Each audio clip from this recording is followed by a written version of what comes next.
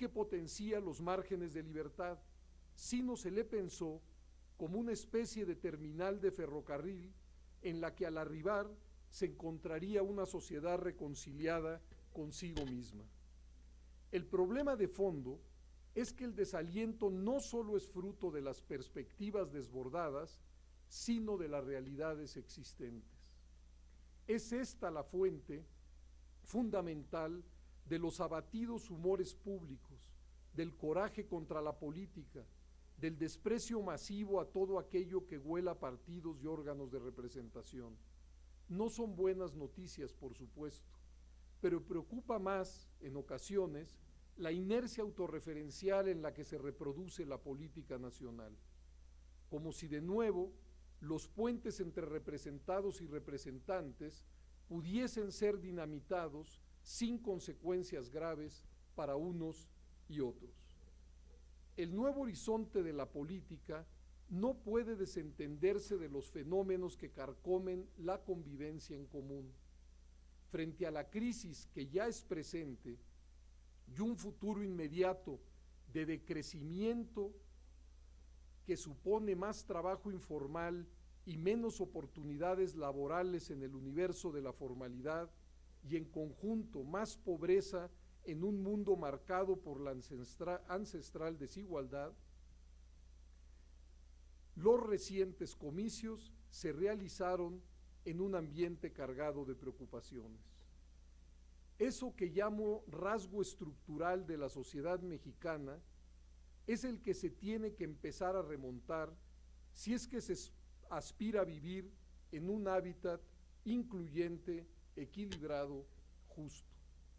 Es un tema mayor de ayer, quizá de siempre, pero que hoy, por primera vez en nuestra historia, tiene que ser asumido en un contexto de coexistencia de la pluralidad en el entramado estatal, porque el reto mayor de la naciente democracia mexicana es que tiene que reproducirse en un ambiente adverso, cargado de malos presagios y pésimos humores.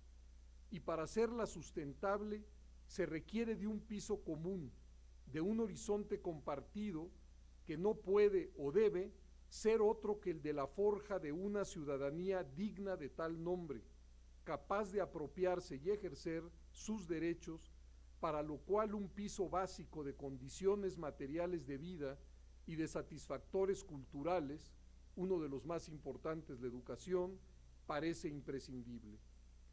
Si la democratización del país fue posible, queriendo o a regañadientes, gracias a los esfuerzos conjuntos de gobierno y oposiciones, y en el que coadyuvaron organizaciones no gubernamentales, medios de comunicación, académicos e intelectuales, hoy se requiere un esfuerzo similar para edificar una casa común que logre trascender el archipiélago de clases, grupos, tribus y pandillas en el que se está convirtiendo el país. Dos temas quiero poner a su consideración: la precaria cohesión social de nuestra sociedad y los problemas consustanciales a la vida democrática. Empiezo con el tema de la cohesión social. Acudo a la CEPAL para ilustrar mi preocupación porque esta organización multinacional hace un ejercicio ambicioso sobre un problema fundamental que incide ya no solo en la reproducción de la democracia, sino en el conjunto de la convivencia, la cohesión social. Este término alude a un sentido de pertenencia, cito, es parte de la solidaridad social necesaria para que los miembros de la sociedad sigan vinculados a ella con una fuerza análoga a la de la solidaridad mecánica premoderna. Se trata de los lazos que crean obligaciones en los individuos y que los hacen sentirse incluidos en un proyecto común. El empleo, la educación, la titularidad de derechos, las políticas de fomento a la equidad y al bienestar, la protección social, son mecanismos que cuando funcionan fomentan la cohesión social, y de su eficacia dependen las valoraciones y los comportamientos de los individuos que podrán asumir un sentido de pertenencia, una evaluación positiva a las instituciones, una aceptación de las normas que regulan la convivencia o, por el contrario, sentirse no vinculados con ellos. La CEPAL alerta que existen condiciones que ponen en jaque o dificultan la pretendida cohesión social. Paso a enumerarlas. 1. Bajos niveles de crecimiento económico e inequidad. La región, se refiere a América Latina, ha crecido de manera insuficiente, lo que acarrea muy bajos niveles de creación de empleo formal, lo que a su vez reduce el mecanismo privilegiado de integración social y superación de la pobreza. Todo ello tapona la movilidad social y franjas enormes de ciudadanos no pueden apropiarse de sus derechos.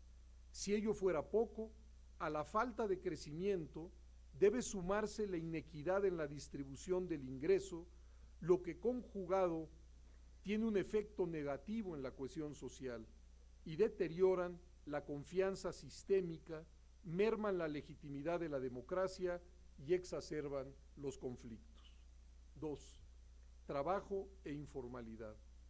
Al no generarse empleo formal suficiente, crece el desempleo, la informalidad, las distintas formas de precarización.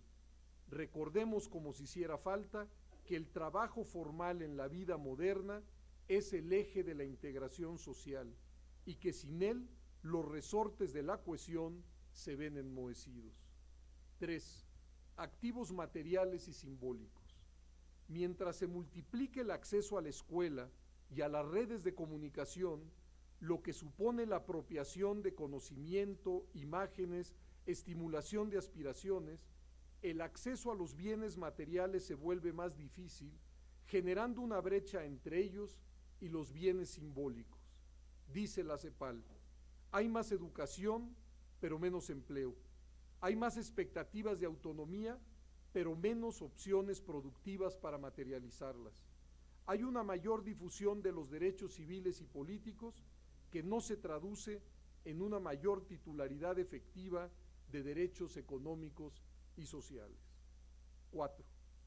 La negación del otro. Se trata de un fardo monumental, la negación de plenos derechos a grupos marcados por la diferencia racial, étnica o cultural. América Latina es una región pluriétnica y pluricultural en donde persisten muy distintas formas de discriminación y exclusión. Sobra decir que esos rasgos de nuestra convivencia también erosionan los vínculos sociales y desvirtúan el sentido de pertenencia. 5. Individualismo. Cito de nuevo. Los cambios culturales fomentan un mayor individualismo, pero no es claro cómo recrean los vínculos sociales. Se abre en paso la autonomía individual, pero se reblandece el resorte solidario. Existe una especie de ensimismamiento que debilita el pegamento que construye la noción de un nosotros. 6. Complejidad y fragmentación de los actores sociales.